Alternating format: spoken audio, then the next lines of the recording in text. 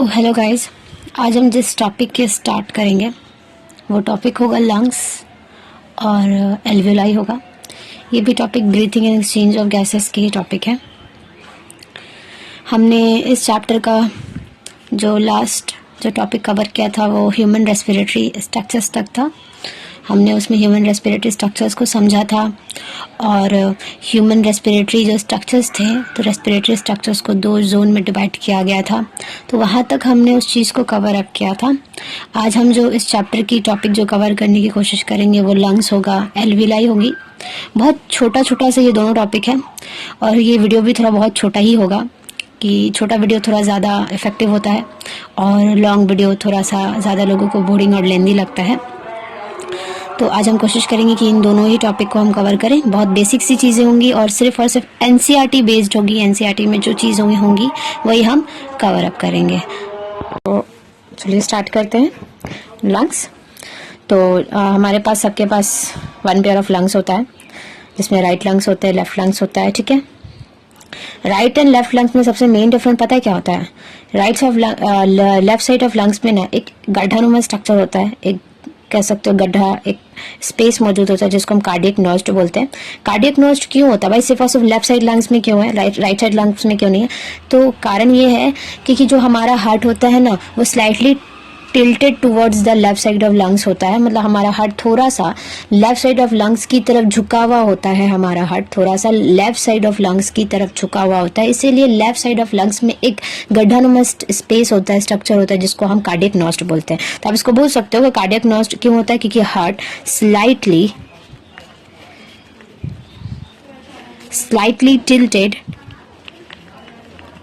tilted towards the left side of lungs,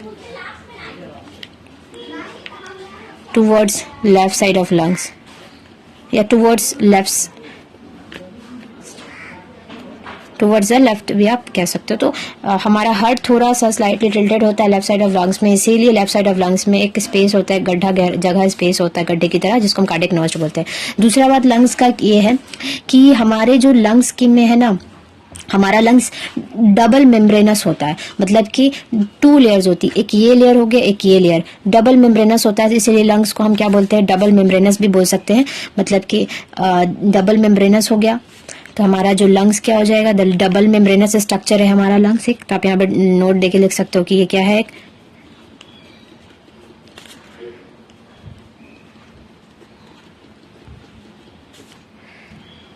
double membranous structure है। दूसरा lungs की ये बात है कि इन दोनों जो मेम्ब्रेन है, पहला ये बाहर वाली मेम्ब्रेन और अंदर वाली मेम्ब्रेन, ये जो 2 मेम्ब्रेन है जो इसीलिए लंग्स को हम डबल मेम्ब्रेनस स्ट्रक्चर भी बोल रहे हैं। तो ये बाहर वाली मेम्ब्रेन को क्या नाम देते हैं और अंदर वाली मेम्ब्रेन को क्या नाम देते हैं? तो देखो, बाहर वाली जो मेम्ब्रेन होती है लंग्स की उसको हम बोलते हैं पेराइटल प्ल्यूरा। पेराइटल क्या बोलते हैं? प्ल्यूरा। पेराइटल प्ल्यूरा हमेशा याद रखना, पेराइटल का मतलब ही होता है, पेराइटल प्ल्यूरा मतलब क्या होता है? Outer layer. पेराइटल का मतलब ही क्या होता है? आउटर होता है। तो इसीलिए पेराइटल एंड प्ल्यूरा मतलब लंग्स से रिलेटेड होता है। तो पेराइटल प्ल्यूरा लेयर इसको बोलते हैं। आउटर लेयर को हम क्या बोलते हैं? लंग्स के आउटर लेयर को हम क्या बोलेंगे? Parietal pleura. Parietal PLEURA। Lungs की आउटर मेम्ब्रेन को क्या बोलेंगे? Parietal pleura. पेराइटल का मतलब क्या होता है? पेराइटल का मतलब होता है आउटर। हमेशा याद रखना, पेराइटल का मतलब होता है आउटर। ठीक है, और लंग्स के अंदर वाले मेम्ब्रेन को क्या बोलते हैं? इनसाइड ऑफ मेम्ब्रेन को बोलते हैं विसरल प्ल्यूरा। प्ल्यूरा हमेशा याद रखना लंग्स से रिलेटेड होता है। प्ल्यूरा वर्ड जहां भी आ जाए समझ जाओ लंग्स की बात हो रही है। तो अंदर वाले लेयर को क्या बोलते हैं? विसरल प्ल्यूरा। अंदर वाले लेयर को क्या बोलेंगे? विसरल प्ल्यूरा। हमेशा याद रखना विसरल का यूज हम किस में करते हैं? इनर में यूज करते हैं। विसरल जहां याद आ जाए समझ जाना इनर की बात हो रही है। तो पेराइटल हमेशा आउटर लेयर होता है, विसरल हमेशा इनर के लिए यूज होता है। ठीक है, 2 बातें हो गई कि हमारा लंग्स 1 पेयर ऑफ लंग्स होता है। हमारे लेफ्ट लंग्स में कार्डियक नॉस्ट होता है, इसलिए क्योंकि हमारा लेफ्ट लंग्स जो है तो लेफ्ट लंग्स की तरफ हार्ट जो है थोड़ा सा टिल्टेड, स्लाइटली टिल्टेड होता है, उसकी तरफ झुकाव होता है हार्ट का लेफ्ट साइड ऑफ लंग्स में। इसीलिए लेफ्ट साइड ऑफ लंग्स में एक स्ट्रक्चर, एक गड्ढानुमा स्पेस होता है जिसको हम कार्डियक नॉस्ट बोलते हैं। हमारा लंग्स डबल मेम्ब्रेनस होता है, स्ट्रक्चर है। ये रहा आउटर लेयर, ये रहा इनर मेम्ब्रेन। आप कह सकते हैं आउटर मेम्ब्रेन या इनर मेम्ब्रेन भी बोल सकते हैं। आउटर मेम्ब्रेन को हम पेराइटल प्लूरा बोलते हैं, इनर मेम्ब्रेन को हम विसरल प्लूरा बोलते हैं, ठीक है। और एक बात बहुत और इम्पॉर्टेंट कि parietal pleura and visceral pleura के बीच एक फ्लूइड भरा हुआ होता है। तो pleura has pleural fluid. Parietal pleura outer layer lungs का, विसरल प्लूरा मतलब इनर लेयर लंग्स का। इन दोनों लंग्स बोल रहे सॉरी, हाँ, इन दोनों लंग्स के जो लेयर्स होते हैं, outer layer inner layer, outer layer inner layer मतलब पेराइटल प्लूरा और विसरल प्लूरा, दोनों लेयर के बीच में एक लिक्विड भरी हुई होती है। एक लिक्विड ऐसे भरी हुई होती है, चाहे वो लेफ्ट साइड लंग्स हो या राइट साइड लंग्स हो। दोनों ही लंग्स, ये जो हमारा वन पेयर ऑफ लंग्स है, दोनों जो लंग्स हैं, जो दोनों लंग्स की जो डबल मेम्ब्रेनस स्ट्रक्चर जो हमारा है, जो दो लेयर्स हैं लंग्स के, दोनों लेयर्स के बीच, दोनों मेम्ब्रेन भी आप बोल सकते हो, दोनों मेम्ब्रेन के बीच एक फ्लूइड भरा हुआ होता है, जिसको हम क्या बोलते हैं? इस फ्लूइड को हम बोलते हैं pleural fluid. Pleural fluid, pleural fluid, PLEURAL, pleural fluid बोलते हैं। इस फ्लूइड को क्या बोलते हैं? Pleural fluid, PLEURAL, pleural fluid बोलते हैं। अब इस प्लूरल फ्लूइड का क्या काम है भाई? प्लूरल फ्लूइड का क्या काम होता है भाई? प्लूरल फ्लूइड का काम ये होता है कि ये प्लूरल फ्लूइड जो करता है वो फ्रिक्शन, जो हमारे लंग्स के लेयर के बीच में जो फ्रिक्शंस होती है, pleural has pleural fluid between to prevent friction. ये क्या करता है? फ्रिक्शंस को प्रिवेंट, घर्षण आप कह सकते हो, घर्षण हिंदी में पता नहीं, फ्रिक्शंस को घर्षण ही बोलते हैं। जो लगर होती है दोनों लेयर्स के बीच में, उसको प्रिवेंट करता है। तो ये जो प्लूरल फ्लूइड क्या करता है? प्रिवेंट फ्रिक्शन का काम करता है। ये जो हमारे दो लेयर्स हैं, इन दोनों लेयर्स के बीच में फ्रिक्शंस होंगे, तो इन दोनों लेयर्स के बीच में कम फ्रिक्शंस हो तो उसको प्रिवेंट कौन करता है? तो इन दोनों लेयर्स, इन दोनों मेम्ब्रेन के बीच में जो ये फ्लूइड होता है प्लूरल फ्लूइड, वो प्रिवेंट करता है। तो प्रिवेंट फ्रिक्शन, प्रिवेंट फ्रिक्शन, ठीक है। अब हमने लेयर्स जान लिए, तो यहाँ पे एक नोट देके यहाँ पे लिखो कि डबल मेम्ब्रेनस स्ट्रक्चर होता है। साथ ही साथ ये जो हमारा प्लूरल मेम्ब्रेन है, pleural membrane has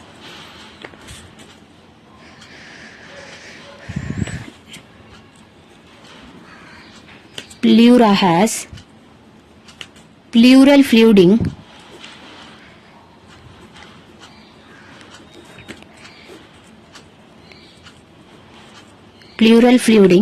between to prevent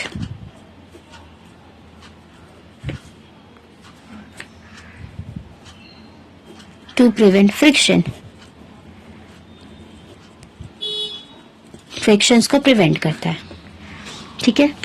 दूसरी बात ये कि ये जो हमारा लंग्स का जो आउटर लेयर है, ये जो हमारा लंग्स का आउटर लेयर है जिसको पेराइटल प्लूरा कहते हैं, ये आउटर लेयर क्या है? ये टुवर्ड्स द थोरैसिक चेंबर होता है। अब थोरैसिक चेंबर हमने पहले पिछले लेसन्स में कुछ जाना, टॉपिक में पता नहीं जाना है कि नहीं। थोरैसिक चेंबर मतलब कि जो हमारा ये जो हमारा रिब केज होता है ना, ये हड्डियां आप खुद भी टच करके महसूस कर सकते हैं। ये हमारा जो रिब्स है, रिब्स का एक केज बना हुआ होता है, इस रिब केज को हम थोरैसिक चेंबर बोलते हैं। ये जो हमारी हड्डियां हैं, इसको आप टच करोगे ना तो रिब का एक केज नुमा स्ट्रक्चर आपको दिखेगा, उसी रिब केज को हम क्या बोलते हैं?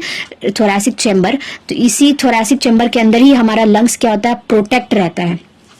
तो हमारा लंग्स मौजूद होता है और प्रोटेक्टेड रहता है।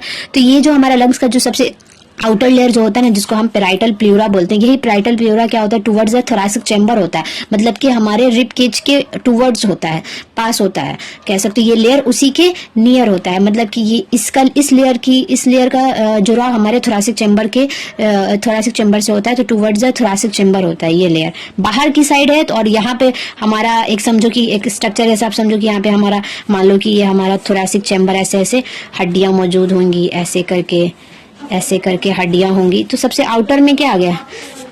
जैसे कि आप एग्जांपल में समझ सकते हो कि मान लो कि ये हमारा लंग्स हो गया और ये मान लो कि हड्डियों का एक, ये हमारा मान लो कि थोरैसिक चेंबर हो जाता है, रिब केज, ठीक है। तो ये हड्डियां और ये जो लेयर, सबसे आउटर लेयर पेराइटल प्लूरा, ठीक है। तो ये आउटर लेयर किसके टुवर्ड्स हो गया? थोरैसिक चेंबर की तरफ हुआ।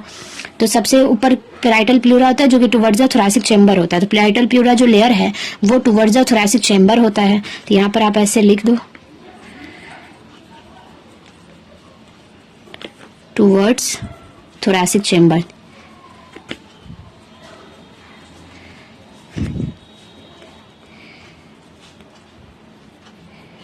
टुवर्ड्स द थोरैसिक चेंबर, ठीक है। और ये जो हमारा विसरल प्लूरा होता है ना, ये visceral pleura towards the lungs होता है। जाहिर सा बात है, ये अंदर की जो लेयर है, ये वाली जो लेयर लंग्स की तरफ, जो ये विसरल जो प्लूरा लेयर है, ये जो visceral pleura towards the lungs है, तो इसीलिए हम इस विसरल प्लूरा को बोलते हैं कि ये जो लेयर है वो लंग्स की तरफ होती है।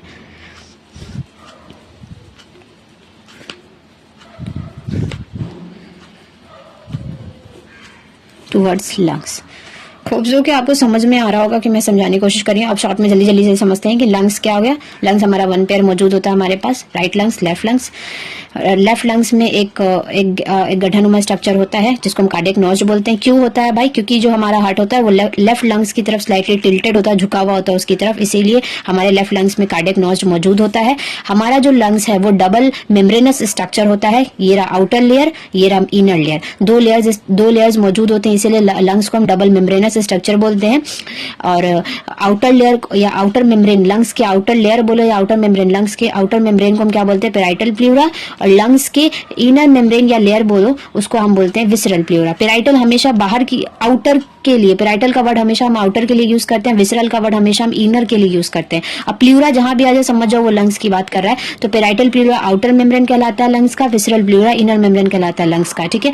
हमारा जो लंग्स का जो आउटर मेम्ब्रेन है पेराइटल प्लूरा, वो thoracic chamber towards the thoracic chamber होता है। इसीलिए हम पेराइटल प्लूरा को क्या बोलेंगे? ये आउटर, ये जो हमारा जो लेयर है टुवर्ड्स द थोरैसिक चेंबर होगा। और विसरल जो प्लूरा है वो टुवर्ड्स द लंग्स होता है, इसीलिए ये विसरल प्लूरा लंग्स की तरफ, विसरल प्लूरा जो लेयर है वो लंग्स की तरफ होगा।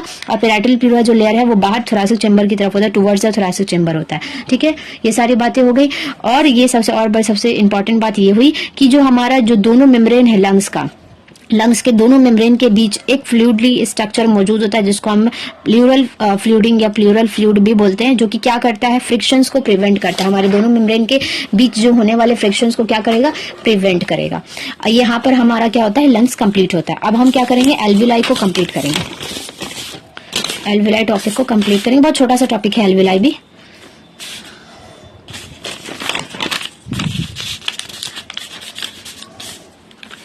एल्वियोलाई,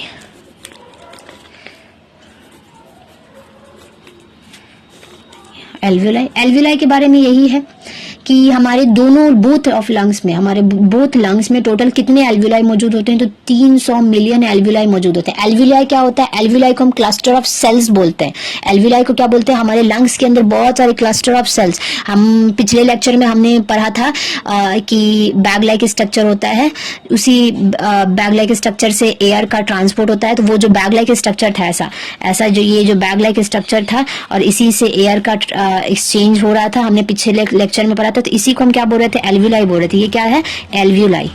हमारे बोथ लंग्स में क्या होता है ना? 300 मिलियन, कितना? 300 मिलियन एल्वियोलाई, जिसको हम क्लस्टर ऑफ सेल्स, एल्वियोलाई को हम क्लस्टर ऑफ सेल्स का एक गुच्छा भी कह सकते हो, होता है। तो हमारे लंग्स, दोनों ही लंग्स के अंदर 300 मिलियन एल्वियोलाई मौजूद होता है। तो पहला जो पॉइंट हो जाता है वो कि बोथ लंग्स, टोटल जो होता है, total has 300 million alveoli. Both lungs total alveoli has 300 million alveoli बोल सकते हैं। Both lungs total has 3 million 300 millions, 300 million has 300 million alveoli मौजूद होता है। दूसरा, एल्वियोलाई का काम क्या है? एल्वियोलाई क्या करता है? एल्वियोलाई का काम ये है कि ये एक्सचेंज ऑफ गैस करता है। हमने पिछले लेक्चर में पढ़ा है कि हमारे लंग्स के अंदर क्लस्टर ऑफ सेल्स मौजूद होता है, बैग लाइक ऐसा स्ट्रक्चर मौजूद होता है जिससे ही एयर का क्या होता है? एक्सचेंज होता है। तो एल्वियोलाई का मेन काम क्या है कि ये एक्सचेंज ऑफ गैस करता है। एक्सचेंज ऑफ गैसेस, जो क्लस्टर ऑफ सेल्स हमारे लंग्स में मौजूद है, इसी क्लस्टर ऑफ सेल्स की बात हो रही थी। एक्सचेंज ऑफ गैसेस करता है। हमारा जो एल्वियोलाई है वो 3 लेयर्स उनमें इसमें मौजूद होती है। हमारी एल्वियोलाई में 3 लेयर्स मौजूद होती है। हमारी जो एल्विलाई में 3 लेयर्स मौजूद होती है, ठीक है। 2 लेयर्स को, एल्विलाई के 2 लेयर्स को हम क्या बोलेंगे? 2 लेयर ऑफ जो एल्विलाई का जो होता है वो सेल्यूलर होता है, सेल्यूलर, ठीक है। 2 लेयर ऑफ एल्विलाई क्या होता है? सेल्यूलर होता है। 1 लेयर जो बचता है एल्विलाई का, वो जो होता है वो नॉन सेल्यूलर होता है, ठीक है। तो ये जो हमारा जो ये नॉन सेल्यूलर के मतलब 3 लेयर्स होते हैं हमारे एल्विलाई में। जो 2 लेयर होता है एल्विलाई का उसको हम सेल्यूलर लेयर बोलते हैं। 1 जो लेयर होता है एल्विलाई का उसको नॉन सेल्यूलर वो होता है, ठीक है। जो 2 लेयर्स ऑफ एल्विलाई हैं हमारे, जो सेल्यूलर होते हैं, उनमें किस तरीके का सेल मौजूद होता है? तो उसमें होता है एपिथेलियम सेल्स मौजूद होते हैं, सिंपल स्क्वामस एपिथेलियम सेल्स उसमें मौजूद होते हैं। तो इन जो 2 लेयर्स ऑफ जो सेल्स होते हैं, जिनको 2 लेयर्स ऑफ एल्यूलाई होते हैं जो कि सेल्यूलर होते हैं, मतलब जिनमें सेल्स मौजूद होते हैं। कौन सा सेल्स होता है? तो सिंपल स्क्वामस एपिथेलियम सेल्स मौजूद होते हैं। तो एल्यूलाई, इसको हम क्या बोलेंगे कि एक होता है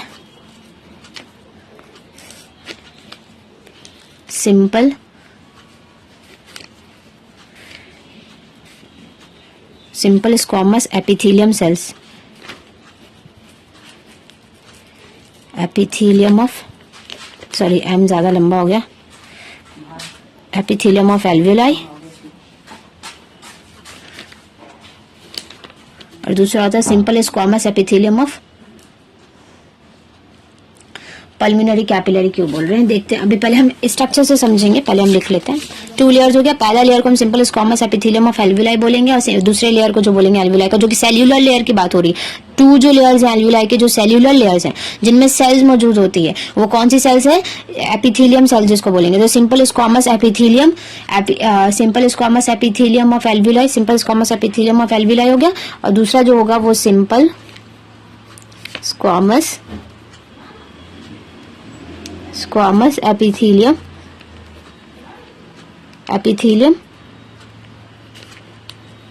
सेल्स, जो कि पल्मिनरी हो गया, ऑफ पल्मिनरी। यहाँ पे पल्मिनरी और एल्वियोलाई क्यों यूज कर रहे हैं हम बताते हैं आपको। ऑफ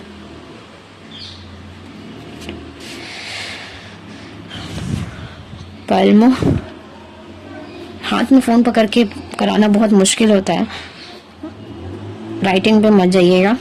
कैपिलरी, और जिसको हम एंडोथेलियम भी बोल रहे हैं, या आप इसको आप बोल सकते हो एंडोथेलियम, इस लेयर को एंडोथेलियम लेयर्स भी बोल सकते हैं, इन लेयर्स को, ठीक है। अब देखो स्ट्रक्चर, और ये जो नॉन सेल्यूलर जो लेयर है, इस नॉन सेल्यूलर लेयर्स को हम बोलते हैं बेसमेंट सब्सटेंस, बेसमेंट सब्सटेंस, ठीक है। अब देखो स्ट्रक्चर से आपको समझ में आएगा कि क्या क्या लेयर, कौन सा सेल्यूलर, कौन सा बेसमेंट सब्सटेंस लेयर, अभी सारी चीजें क्लियर हो जाएंगी। ये जो हमारा हो गया एल्वियोलाई, ठीक है।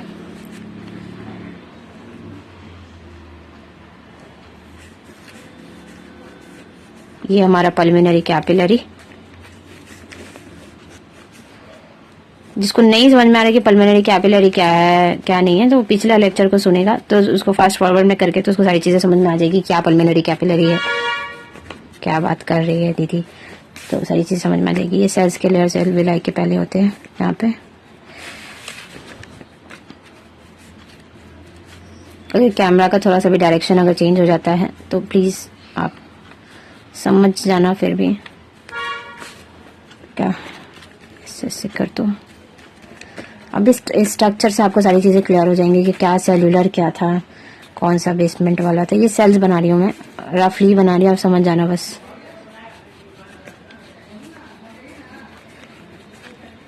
अगर थोड़ी सी चीज अगर कंफ्यूजिंग लगे या ना समझ में यार लग रहा है कि नहीं ये चीज नहीं होता है, अब एनसीईआरटी रीडिंग डालना तो आपको और चीजें क्लियर हो जाएगी।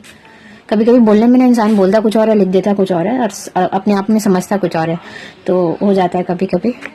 और ये मेरा थोड़ा नया नया है चीज़ें करने का, एक्सप्लोर, चीज़ों को सीख रही हूँ वीडियो बनाना, तो आप समझना मेरी चीज़ों को, कोशिश करना, आ जाएगा।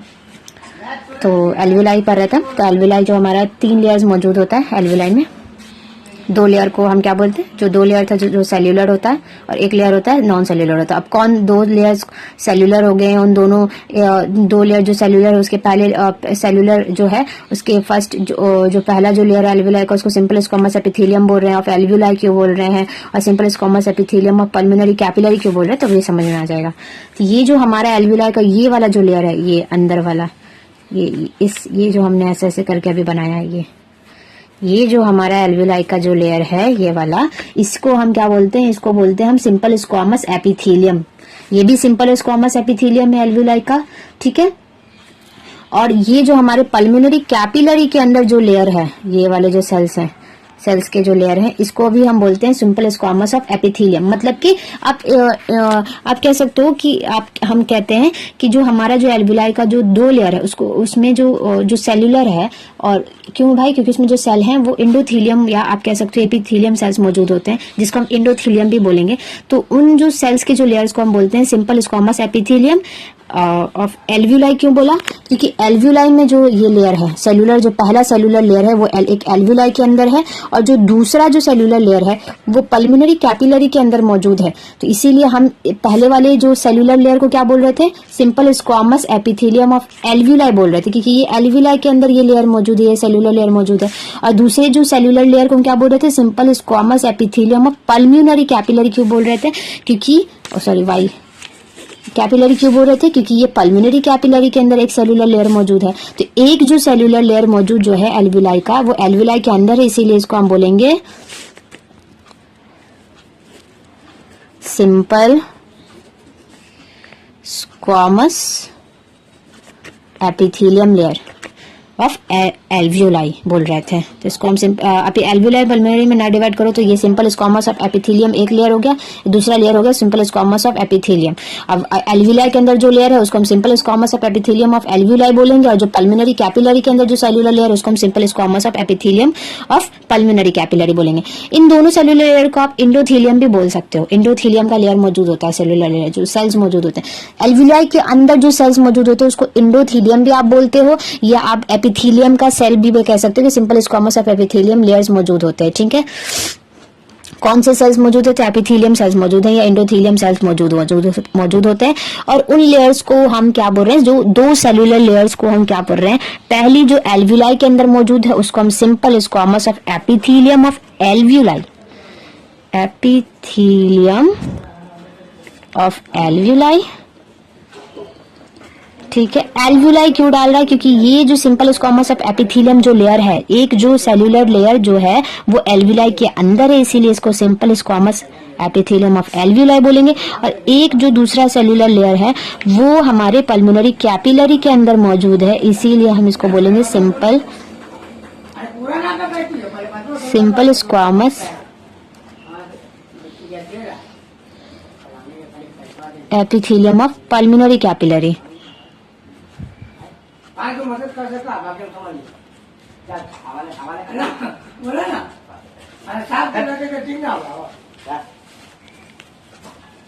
पल्मोनरी कैपिलरी कंफ्यूजन मत करना। हमारा जो एल्वियोलाई है वो 3 लेयर होता है, 3 लेयर्स ऑफ एल्वियोलाई में 3 लेयर मौजूद होते हैं। जो 2 लेयर्स सेल्यूलर होता है, एक लेयर नॉन सेल्यूलर होता है। जो 2 लेयर्स होते हैं जो सेल्यूलर होते हैं, उन 2 सेल्यूलर लेयर्स को हम बोलते हैं सिंपल स्क्वामस एपिथेलियम, बस सिंपल सा। और ये जो 2 सेल्यूलर लेयर हैं, अगर एक सेल्यूलर लेयर एल्वियोलाई के अंदर मौजूद है तो उसको हम simple squamous epithelium of alveoli बोल रहे हैं, और एक जो सेल्यूलर लेयर जो पल्मोनरी कैपिलरी के अंदर मौजूद है तो उसको हम simple squamous of pulmonary capillary बोलते हैं, ठीक है। और ये जो बीच में जो लेयर है एल्वियोलाई का, जो कि नॉन सेल्यूलर था, जिसको हम बेसमेंट सब्सटेंस बोलते हैं, क्या बोलेंगे, बेसमेंट सब्सटेंस।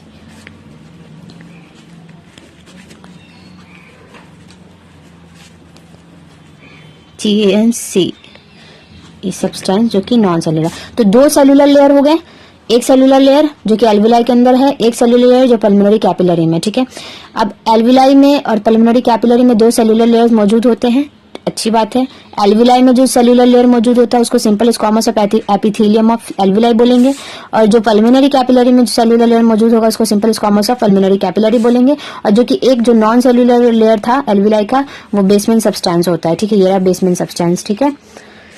अब यहाँ तक है एल्विलाई का खत्म होता है टॉपिक, लंग्स और हमने एल्विलाई कवर किया था। जल्दी सा क्विक सा रिवीजन हम करते हैं, फ्राक्सा करते हैं रिवीजन लंग्स का, कि लंग्स 1 पेयर ऑफ लंग्स हमारे बॉडी में मौजूद होता है, ठीक है। हमारा लंग्स डबल मेम्ब्रेनस स्ट्रक्चर होता है, डबल मेम्ब्रेन क्यों, और ये एक लेयर, ये 2 लेयर्स हो गए। आउटर लेयर के लंग्स, आउटर जो लेयर होता है मेम्ब्रेन होता है लंग्स का, उसको हम पेराइटल प्लूरा बोलते हैं, और इनर लेयर को हम बोलते हैं visceral pleura. Parietal pleura and visceral pleura दोनों के बीच में एक लिक्विड मौजूद होता है, फ्लूइड मौजूद होता है, जिसको हम प्लूरल फ्लूइड बोलते हैं, जो कि प्रिवेंट करता है फ्रिक्शन, ठीक है। हमारा लेफ्ट साइड ऑफ लंग्स में क्या होता है, कार्डियक नोज मौजूद होता है, एक गड्ढानुमा स्ट्रक्चर होता है कार्डियक नोज जिसको हम कहते हैं। कार्डियक नोज हमारे लेफ्ट साइड ऑफ लंग्स में क्यों मौजूद है भाई, क्योंकि भाई जो हमारा हार्ट है वो लेफ्ट साइड ऑफ लंग्स की तरफ थोड़ा सा टिल्टेड, स्लाइटली टिल्टेड होता है, झुका हुआ होता है, इसीलिए हमारे लेफ्ट साइड ऑफ लंग्स में एक गड्ढा जैसा स्पेस मौजूद होता है, इसको हम कार्डियक नोज बोल दिए। ये हमारा लंग्स का इतना ही हमारे एनसीईआरटी में दिया हुआ, और कुछ नहीं दिया हुआ, इसलिए हम ज्यादा एक्स्ट्रा पढ़ेंगे भी नहीं।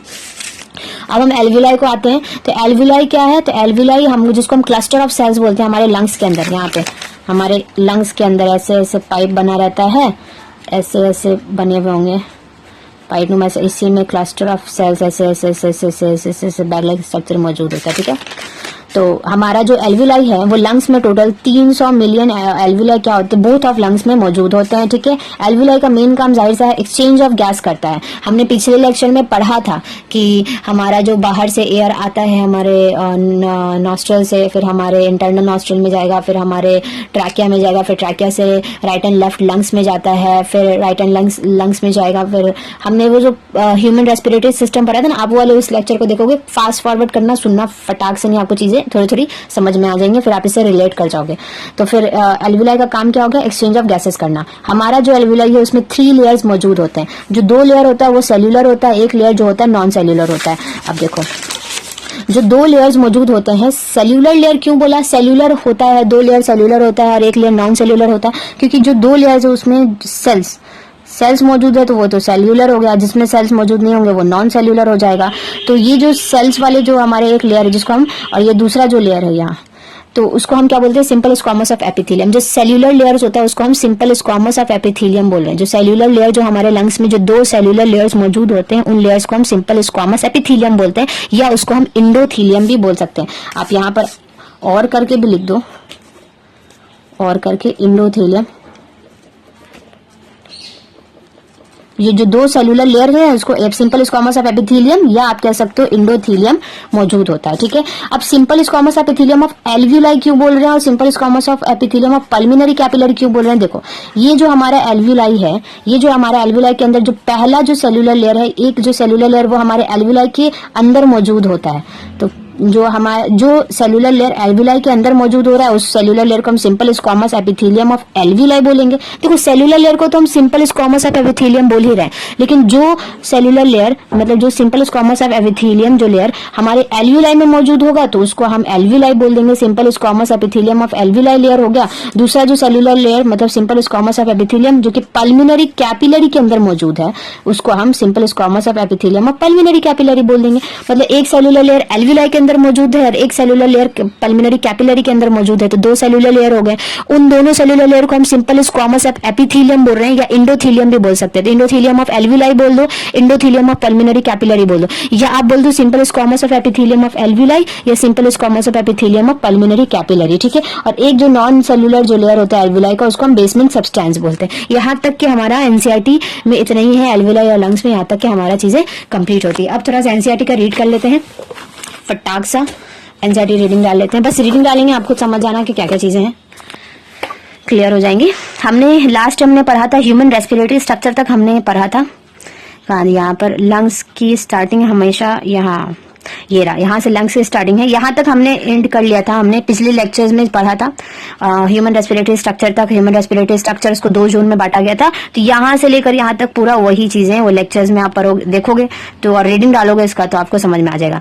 तो हम चलिए रीडिंग करते हैं। तो we have 2 lungs which are covered by a double layered pleura with plural fluid between them. हमने पढ़ा ना यहाँ पे, तो ये हमारे पास 2 लंग्स मौजूद हैं। दोनों लंग्स जो है वो डबल लेयर्ड स्ट्रक्चर है, ठीक है, डबल लेयर्ड स्ट्रक्चर है। और ये दोनों डबल लेयर्ड स्ट्रक्चर को क्या बोले, प्लूरा लेयर होता है, डबल लेयर्ड प्लूरा होता है, जिस इन लेयर्स को क्या बोल रहे हैं, प्लूरा लेयर बोलेंगे, प्लूरा।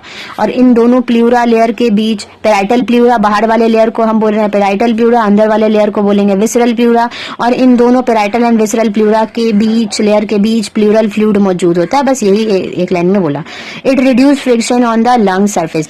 अब ये फ्लूइड क्यों मौजूद है, क्योंकि ये रिड्यूस करता है फ्रिक्शंस, लंग सरफेस के बीच के फ्रिक्शंस को प्रिवेंट करता है। ठीक है, ये फ्लूइड जो हमारे parietal pleura and visceral pleura layer के बीच में जो फ्लूइड है वो क्या करता है, फ्रिक्शंस को प्रिवेंट करता है, रिड्यूस करता है। The outer pleural membrane is in close contact with the thoracic lining, whereas the inner pleura membrane is in contact with the lung surface।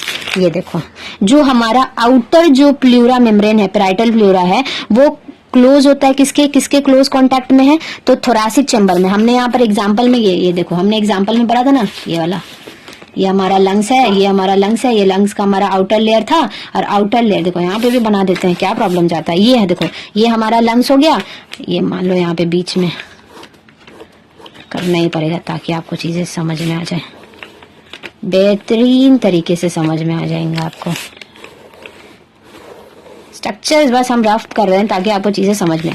तो ये हमारा जो लंग्स है, ये देखो, ये जो हमारा जो लंग्स का आउटर लेयर किसके कांटेक्ट में, क्लोज किसके कांटेक्ट में, ये हमारा थोरासिक चेंबर है। ये हमारा क्या, हड्डी और रिब केज, आप टच करोगे समझ में आ जाएगा। थोरासिक चेंबर के क्लोज है, तो हमारा लंग्स का जो आउटर लेयर है, पेराइटल प्लूरा जो लेयर है, वो किसके क्लोज कांटेक्ट में है, थोरासिक चेंबर के कांटेक्ट में है। तो इसीलिए ये लाइन बोला, the outer pleura membrane is in close contact with the thoracic lining, whereas the inner pleura membrane is in contact with the lung surface। ये देखो, जो हमारा जो इनर लेयर है, ये जो हमारा विसरल प्लूरा है, वो किसके कांटेक्ट में, हमारे लंग्स के कांटेक्ट में है। तो इसीलिए एनसीईआरटी बोला whereas in inner pleura membrane मतलब कि visceral pleura membrane is in contact with the lung surface। ठीक है, the part starting with the external nostril up to the terminal bronchioles constitute the conducting part। अच्छा, ये respiratory structure बता रहा है। Respiratory structure में हमने बताया था ना कि दो जोन्स मौजूद होते हैं, कंडक्टिंग जोन्स होता है और एक रेस्पिरेटरी जोन्स होता है, जिसको एक्सचेंज जोन भी कहते हैं। जो हमारा कंडक्टिंग जोन है वो एक्सटर्नल नॉस्ट्रिल से स्टार्ट होकर टर्मिनल ब्रोंक्यूल्स तक होता है, जिसको हम कंडक्टिंग जोन्स बोलते हैं। Whereas the alveoli and their ducts from the respiratory zone, जिसको exchange zone part of the respiratory structures. तो और हमने रेस्पिरेटरी स्ट्रक्चर्स में जो रेस्पिरेटरी जोन्स था, जिसको हम एक्सचेंज जोन भी बोल रहे हैं, उसकी जो स्टार्टिंग है वो एल्वुलाई, और एल्वुलाई जो डक्ट्स एल्वुलाई के जो होते हैं वहां से होता है। उसमें सिर्फ और सिर्फ एक्सचेंज ऑफ गैसेज होता है। मतलब हमारा जो रेस्पिरेटरी स्ट्रक्चर था वो दो जोन्स में डिवाइडेड था। कंडक्टिंग जोन, यहाँ पे एनसीईआरटी बोल रहा है ना कि the part starting with the external nostril up to the terminal bronchioles constitute the conducting part, whereas the alveoli and their ducts from the respiratory, और जिसको हम एक्सचेंज जोन या आप कह सकते हैं exchange part of the respiratory system कहते हैं। तो हमने रेस्पिरेटरी स्ट्रक्चर पढ़ाते थे, शायद एनसीईआरटी में मैंने रीड नहीं किया होगा, पीछे ही किया था। तो हमारा जो रेस्पिरेटरी स्ट्रक्चर था वो दो जोन में डिवाइड था, एक कंडक्टिंग जोन था, एक रेस्पिरेटरी जोन था। रेस्पिरेटरी जोन को हम एक्सचेंज जोन भी कहते थे।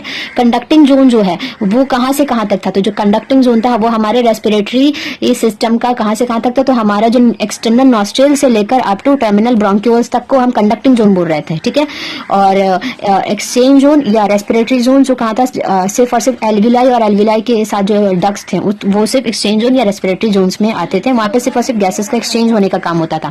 कंडक्टिंग जोन में क्या होता था, बहुत सारी चीजें होती थी। ह्यूमिडिफिकेशन ऑफ एयर होता था, डर्ट पार्टिकल्स को रिमूव करना होता था, और भी बहुत सारी चीजें होती थी। एयर को ट्रांसपोर्ट करना, रेस्पिरेटरी सिस्टम तक पहुंचाना, ये सारी चीजें चार पॉइंट मैंने कंडक्टिंग जोन्स के फंक्शंस दिखाए थे पिछले लेक्चर्स में, आप देखोगे तो आपको समझ में आ जाएगी। यहां तक हो गया रेस्पिरेटरी सिस्टम्स। फिर the conducting part transport the atmospheric air to the alveoli. देखो यहाँ पे खुद बता रहा है कि जो कंडक्टिंग जो पार्ट था वो ट्रांसपोर्ट कर रहा था एटमॉस्फेरिक एयर को एल्वुलाई तक, फिर क्लीन इट फ्रॉम ये फॉरेजन पार्टिकल्स। साथ ही साथ ये जो कंडक्टिंग जोन में आने वाले जो भी रेस्पिरेटरी स्ट्रक्चर है, एक्सटर्नल नॉस्ट्रिल से लेकर टर्मिनल ब्रोंक्यूल्स तक जो भी स्ट्रक्चर आ रहे थे, वो क्या काम था उनका यही काम था कि वो एटमॉस्फेरिक एयर को एल्वुलाई तक ट्रांसपोर्ट कर रहे थे। दूसरा, वो clean it from the फॉरेजन particle, जो भी बाहरी पार्टिकल्स उसको क्लीन करने का काम, ह्यूमिडिफिकेशन करना एयर का, and also brings the air towards the temperature, temperature के अकॉर्डिंग टर्न करना, ये कंडक्टिंग जोन का काम था। और एक्सचेंज पार्ट मतलब कि रेस्पिरेटरी जो जोन था जिसको हम एक्सचेंज जोन भी कह रहे थे, तो एक्सचेंज पार्ट क्या कर रहा था, exchange part is the site of actual diffusion of O2 and CO2 between blood and the atmospheric air. Exchange part क्या कर रहा है, उसका सिर्फ और सिर्फ काम क्या है कि वो O2 एंड CO2 का ब्लड एंड एटमॉस्फेरिक एयर, जो एटमॉस्फेरिक एयर जो आ रहा है उसको ब्लड में डालना और ब्लड से एयर को लेकर वापस एटमॉस्फेयर में करना, वो सिर्फ और सिर्फ एक्सचेंज जोन का काम था। मतलब ऑक्सीजन को ऑक्सीजन से जो एटमॉस्फेयर आ रहा था कंडक्टिंग जोन से, कंडक्टिंग जोन उसको रेस्पिरेटरी जोन तक दे रहा है। रेस्पिरेटरी जोन का सिर्फ और सिर्फ काम क्या है कि वो लाए हुए एयर को, ऑक्सीजन को वो क्या करेगा, ब्लड में डालेगा और ब्लड से कार्बन डाइऑक्साइड को लेकर वापस एटमॉस्फेयर में करेगा। इसलिए सिर्फ यहाँ पे बता दिया कि एक्चुअल जो काम है वो क्या है कि diffusion of O2 and CO2 between blood and atmospheric air. ठीक है, अब यहाँ पर जो हमने आज का जो टॉपिक पढ़ा है वो करेंगे कि the lungs are situated in the thoracic chamber. जाहिर सा बात है हमारा लंग्स कहाँ पर मौजूद है, थोरैसिक चेंबर में मौजूद है। ठीक है, which is automatically an air tight chamber, जो कि क्या है, थोरैसिक चेंबर क्या है, एक एनाटॉमिकली, सॉरी ऑटोमेटिकली पढ़ दिया मैंने, anatomically air tight chamber. Thoracic chamber क्या हम बोल रहे हैं, रिब के जो हमारा हड्डियों का एक पूरा एक जाला बना हुआ ना, जो आप टच करोगे तो आपको छाती, सीना जिसको हम बोलते हैं भाषा में, लोकल भाषा में, जो हमारा छाती है, जो हमारा चेस्ट है, जो हड्डियों से बना हुआ घिरा हुआ, उसी के अंदर हमारा लंग्स मौजूद होता है। और ये जो हमारा थोरैसिक चेंबर जो है वो एनाटॉमिकली आप कह सकते हो, उसका एनाटॉमी ही हमारा जो थोरैसिक चेंबर का वो ऐसा है कि वो एयर टाइट चेंबर की तरह है। ठीक है, एयर टाइट टिफिन का नाम सुने हो ना, जिसमें एयर एक बार भी नहीं जाता, वही एयर टाइट चेंबर होता है। The thoracic chamber is form dorsally by the ventral column और वेंट्रली बाय द स्टर्नम। जो थोरैसिक चेंबर कैसे बन रहा है, कैसे बन रहा है, तो वो dorsally bye the vertebral column, जो हमारे पीछे साइड देखोगे तो वर्टिब्रल कॉलम से फॉर्म्ड होता है, और वेंट्रली बाय द स्टर्नम। आपके स्टर्नम आगे से छाती को छोड़ते कि बीच में हड्डी होती है जिससे पीछे से आकर रिब के आगे जुड़ता है, तो स्टर्नम से जुड़ता है, निकलता है हमारे वर्टिब्रल कॉलम से होते हुए डॉर्सली फॉर्म्ड होता है, dorsally by the vertebral column and ventrally by the sternum से अटैच होता है, वहां से फॉर्म होता है, और laterally by the ribs and on to the lower side of the dome shape diaphragm. अब ये थोरैसिक चेंबर ये स्टार्ट हो गया। हम थोरैसिक चेंबर अभी किए नहीं थे, टॉपिक पढ़ाए नहीं थे, कोई बात नहीं, एनसीईआरटी रीड कर लिए तो कोई बात नहीं होता। चलो अभी जब हम थोरैसिक चेंबर पढ़ेंगे टॉपिक, तब यहाँ तक आप समझ जाना कि भूल जाओ, बस यहाँ तक याद रखो। जब हम थोरैसिक चेंबर चैप्टर स्टार्ट करेंगे ना, तो उस टाइम अब थोरैसिक चेंबर को स्ट्रक्चर से फिर हम समझाएंगे कि डॉर्सली क्या बन रहा है, वेंट्रली क्या हो रहा है, फॉर्म्ड हो रहा है, तो वो चीजें आपको आगे वाले टॉपिक में लेक्चर्स में समझ में आएगी। अभी हम सिर्फ लंग्स एंड एल्वेलाई को कवर करेंगे। बहुत सारी थोड़ी सी चीजें ही लंग्स की एनसीईआरटी में दी हुई है और एल्वेलाई की भी दी हुई है। Steps involve following the steps नहीं, काफी है। आज का लेक्चर यहीं तक रहता है। Thank you so much. अगर आपने इस लेक्चर को सुना, अगर आपको ज्यादा लंबा लेंदी बातें लगे तो आप इसको फास्ट फॉरवर्ड में करके सुनोगे तो चीजें आपको इंपॉर्टेंट ही मिलेंगी, अच्छी लगेगी। अब एनसीईआरटी भी रीड करना, मैं हर लेक्चर में ये कहती हूँ कि आप एनसीईआरटी जरूर से जरूर रीड करना, मेरी बातों को थोड़ा ध्यानपूर्वक सुनने की कोशिश करना। कभी कभी मैं कुछ और कह देती हूँ, लिखती कुछ और हूँ, तो उसको भी समझने की कोशिश करना। और अगर फोन हिल रहा है, प्रॉब्लम हो रही है, तो भी आप थोड़ा कोऑपरेट करना। ये मेरा पहला और नया वीडियो है, तो चीज़ों को थोड़ा संभालने में और समझने में मुझे भी टाइमिंग लगेगी। तो thank you so much, tata bye bye. आगे लेक्चर्स में हम जरूर मिलेंगे।